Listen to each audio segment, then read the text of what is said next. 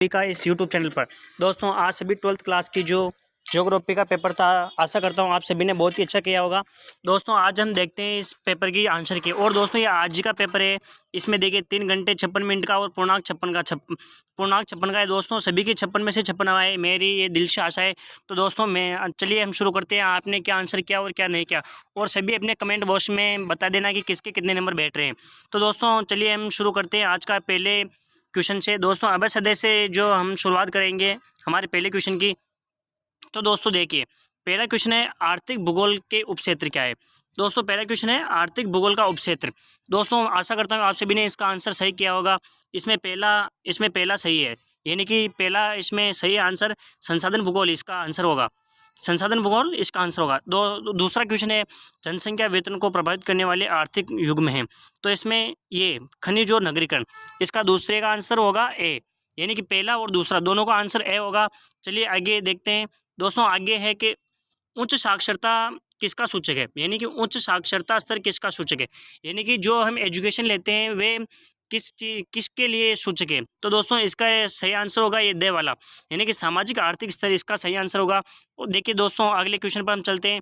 अगला क्वेश्चन है मानव विकास की अवधारणा किसने दी, यानी कि मानव विकास की जो अवधारणा वो किसने थी। तो इसका सही आंसर सही हो जाएगा महबूब उल हक, इसने मानव विकास की अवधारणा दी। दोस्तों अगला क्वेश्चन है फल प्रसंस्करण एवं मिष्टान है। फल प्रसंस्करण एवं मिष्टान है, तो इसका सही आंसर दोस्तों ब हो जाएगा।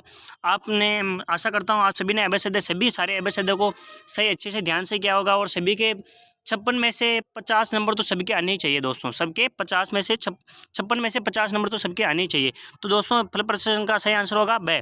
चलिए आगे देखते हैं। आगे दोस्तों हमारा जो क्वेश्चन है भारतीय नदियों में प्रदूषण का प्रमुख स्रोत क्या है, यानी कि हमारी भारत की जो बड़ी बड़ी नदियाँ हैं गंगा यमुना गोदावरी कृष्णा कावेरी, इन सभी में प्रदूषण का मुख्य कारण क्या है। तो इसका सही आंसर होगा द, यानी कि जैव और जीवाणुविक प्रदूषण। तो दोस्तों देखिए बने रहिए हमारे साथ। तो अगले क्वेश्चन की ओर चलते हैं। अगले क्वेश्चन की ओर हम बढ़ते हैं। इंदिरा गांधी की संकल्पना किसने दी, यानी कि इंदिरा गांधी नहर की संकल्पना किसने दी। इसका सही आंसर होगा कंवर सेन, यानी कि कंवर सेन ने इसकी संकल्पना दी। तो दोस्तों आगे का क्वेश्चन है राष्ट्रीय स्तर पर गंगा नदी की सफाई के लिए कौन सा अभियान चलाया गया। इसका सही उत्तर होगा नमामि गंगे। और हमारे इस टाइम को हम कम के साथ आगे चलते हैं, जल्दी से हमारे सभी आंसरों क्वेश्चनों को देखते हैं। नमामि गंगे इसका आंसर होगा। और अगला क्वेश्चन है कौन सा प्रदूषण स्थान विशिष्ट होगा। तो इसमें दोस्तों वायु, किसने वायु भरा है ये सभी आप बताएं हमें कमेंट बॉक्स में। इसका सही आंसर होगा दोस्तों वायु। महासागरीय प्रदूषण, ध्वनि प्रदूषण, जल प्रदूषण, ये इसका आंसर नहीं होगा, इसका सही आंसर होगा वायु। अगले क्वेश्चन की ओर बढ़ते हैं। अगले क्वेश्चन है रिक्त स्थानों की पूर्ति कीजिए, यानी कि रिक्त स्थानों की पूर्ति कीजिए। पहला रिक्त स्थान है खालिस्तान की कृषि भूमध्य सागर की विशिष्टता है। तो इसमें अंगूर सही आंसर होगा, इसमें अंगूर। दूसरा खाली स्थान है परिवहन में क्रांति कहाँ से स्टार्ट हुई, तो भाप इंजन से। भाप इंजन के आविष्कार के बाद ही इसमें क्रांति। और तीसरे रिक्त स्थान में तालाब के चारों ओर विकास का बस्ती का जो प्रारूप है वो कौन सा प्रारूप होगा, तो इसमें वृत्ताकार प्रारूप होगा। और चौथा रिक्त स्थान है देश की पहली सफल आधुनिक सूती वस्त्र मिल मुंबई में खोली गई। तो दोस्तों किसने ये सही किए जल्दी से हमें कमेंट बॉक्स में बता दे। अगला क्वेश्चन है प्रकृति अवसर प्रदान करती है और मानव उसका उपयोग करता है, वाक्य में कौन सी विचारधारा है। इसका सही आंसर होगा प्राकृतिकवाद विचारधारा, यानी कि प्रकृतिवाद में क्या होता है दोस्तों कि प्रकृति हमें अवसर प्रदान करती है और हम उसका उपयोग करते हैं। तो प्रकृतिवाद इसका सही उत्तर होगा। और दोस्तों अगला क्वेश्चन है यूएनडीपी का पूरा नाम यूनियन नेशनल डेवलपमेंट प्रोग्राम, यानी कि यूनियन नेशनल डेवलपमेंट प्रोग्राम। इसका सही आंसर होगा संयुक्त राष्ट्र विकास कार्यक्रम, यानी कि संयुक्त राष्ट्र विकास कार्यक्रम में इसका सही आंसर होगा। और अगले क्वेश्चन की ओर बढ़ते हैं दोस्तों। दो प्राथमिक क्रियाओं के नाम बताइए। तो दो प्राथमिक क्रियाएं हैं दोस्तों आखेट और कृषि। आखेट और कृषि दो प्राथमिक क्रियाएं हैं दोस्तों। किसने इसका सही आंसर किया, आखेट और कृषि। इसके अंदर बहुत सारे आते हैं लेकिन आखेट और कृषि इसका सही आंसर है। और दोस्तों अगले क्वेश्चन की ओर बढ़ते हैं। अगले क्वेश्चन है हरियाली क्या है, यानी कि हरियाली क्या है। तो दोस्तों हरियाली हमारे जो चैप्टर है ना उसके अंदर भी आया था कि हरियाली क्या है। छठे चैप्टर में आया था भारत वाली की, छठे चैप्टर में हरियाली क्या है। तो हरियाली दोस्तों केंद्र सरकार की एक परियोजना है जिसके अंदर हमें पानी की, यानी कि केंद्र सरकार की एक परियोजना है जिसके अंदर हम हमारे पानी वानी सभी को पानी पहुंचाते हैं, और ये केंद्र सरकार की परियोजना है। तो दोस्तों किसने ऐसा लिखा है जल्दी से हमें कमेंट में बताइए रहे। अगले क्वेश्चन की ओर बढ़ते हैं दोस्तों। अगला क्वेश्चन है जनसंख्या घनत्व को परिभाषित कीजिए। जनसंख्या घनत्व को परिभाषित किया। जनसंख्या घनत्व को परिभाषित करने का दोस्तों इसमें सीधा बोल रहा है कि प्रति वर्ग किलोमीटर में जो जनसंख्या निवास करती है उसे जनसंख्या घनत्व कहते हैं, यानी कि प्रति वर्ग किलोमीटर, यानी कि 1 किलोमीटर ऐसे 1 किलोमीटर ऐसे, और इन सबको मिला देंगे तो ये जनसंख्या घनत्व हो जाएगा। अगला क्वेश्चन है दोस्तों, मानव विकास के 2 उपागम। मानव विकास के 2 उपागम है अन्वेक्षण और वितरण और प्रादेशिक विश्लेषण और क्षेत्रीय विभेदन, यानी कि बहुत सारे उपागम है, इसमें से कोई से भी आपको 2 लिखने हैं, जिसमें 3/4 के ये एक जो नाम है वो 3/4 नंबर का था, है ना। तो इसमें अन्वेक्षण और वेतन, प्रादेशिक विश्लेषण ये आप कर सकते थे कोई भी। अगला क्वेश्चन है दोस्तों, आधुनिक बड़े पैमाने पर होने वाले विनिर्माण की 2 विशेषताएं। आधुनिक बड़े पैमाने पर होने वाले विनिर्माण की 2 विशेषताएं बताइए। तो इसमें 2 विशेषताएं हैं दोस्तों की। पहली विशेषता है कौशल का विशिष्टीकरण। दोस्तों कौशल का विशिष्टीकरण क्या होता है, किसी भी हम चीज़ को बनाते हैं या उसका निर्माण करते हैं तो उसमें मशीनरी का जैसे नई नई टेक्नोलॉजी का हम उसमें यूज करते हैं तो उसे कहते हैं कौशल, यानी कौशल यानी हमारी नई नई बुद्धि, नए नए सिरे से हम जिसका आविष्कार करते हैं उसे कौशल और विशेषीकरण कहते हैं।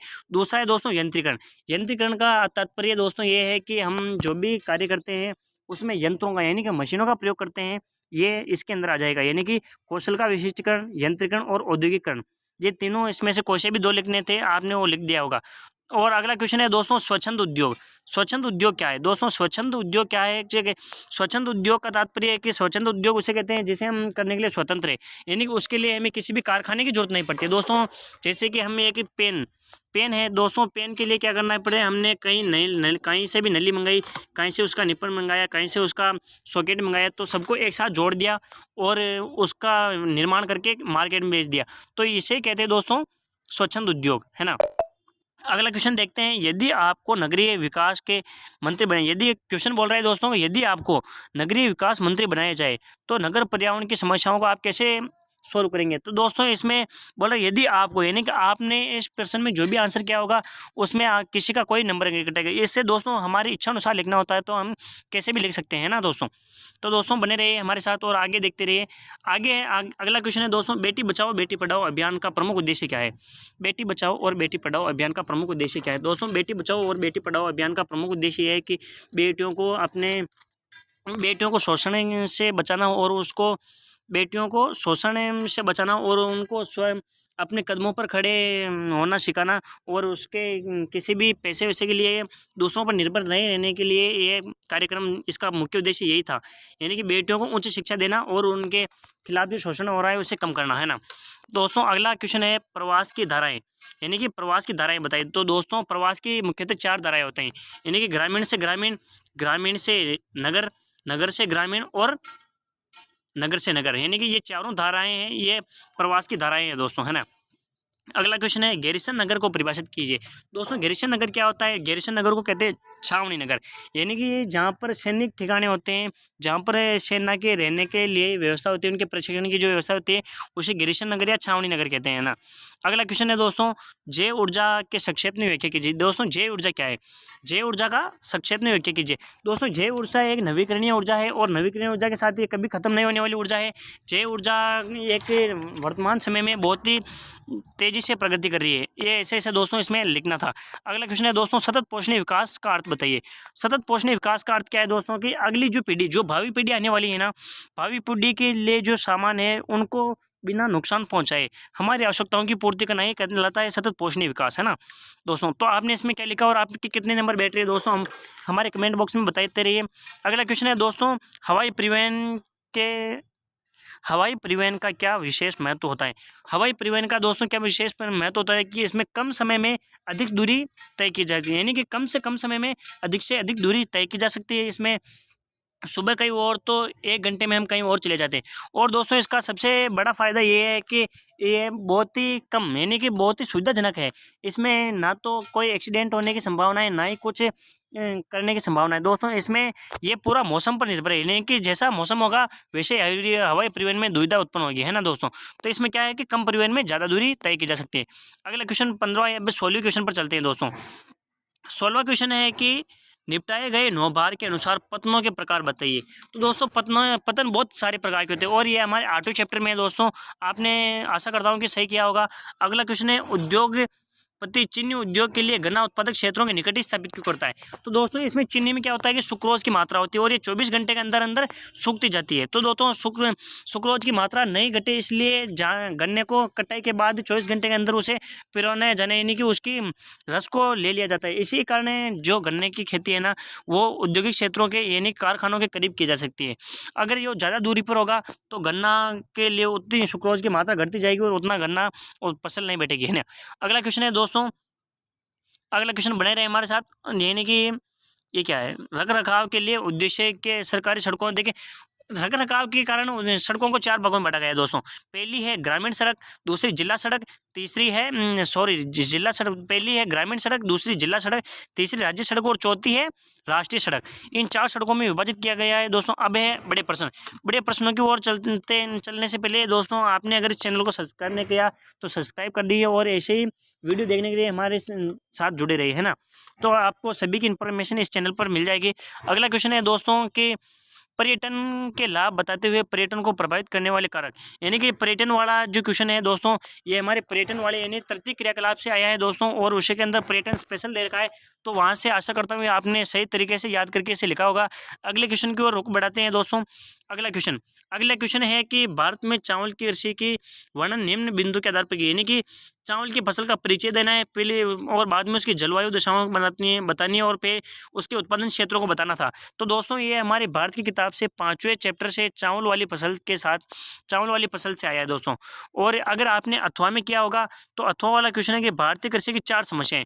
भारतीय कृषि की दोस्तों 4 समस्याएं, एक तो हम मौसम पर निर्भर है, और दूसरी क्या है कि फसलों की निम्न उत्पादकता है, और हमारे भूमि सुधार में बहुत सारे कहने का मतलब भूमि सुधार में बहुत सारे कानून हैं। तो जैसे कि क्या बताऊं मैं आपको, जैसे कि छोटे खेतों का छोटा आकार, ये बहुत सारी समस्याएं दोस्तों।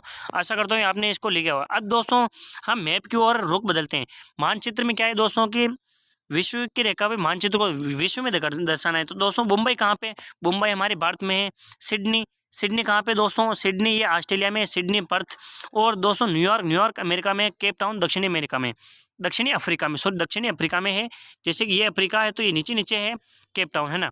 आशा करता हूँ आप सभी ने अच्छे से भरा होगा। दूसरा मैप, भारत का मैप देखते हैं दोस्तों। भारत का मैप है रत्नागिरी दोस्तों महाराष्ट्र में, दुर्ग और बेलाडेला दोनों छत्तीसगढ़ में, बल्लारी भी कर्नाटक में। दोस्तों बल्लारी है कर्नाटक में, रत्नागिरी महाराष्ट्र में, दुर्ग है और बेलाडेला ये दोनों छत्तीसगढ़ में, ये महाराष्ट्र में, कर्नाटक में। तो दोस्तों कैसे लगी हमारी जानकारी, और बने रहे हमारे साथ। और अगर वीडियो आपको अच्छा लगा हो तो लाइक कीजिए और अपने दोस्तों को शेयर कीजिए, और कमेंट बॉक्स में आप बताइए कि आपके कितने नंबर बैठ रहे हैं, यानी कि 56 में से आशा करता हूँ कि 56 में से 50 से तो किसी के कम होने ही नहीं चाहिए, है ना। तो दोस्तों सभी अपने अपने कमेंट बॉक्स में आप आपके नंबर बताइए। धन्यवाद।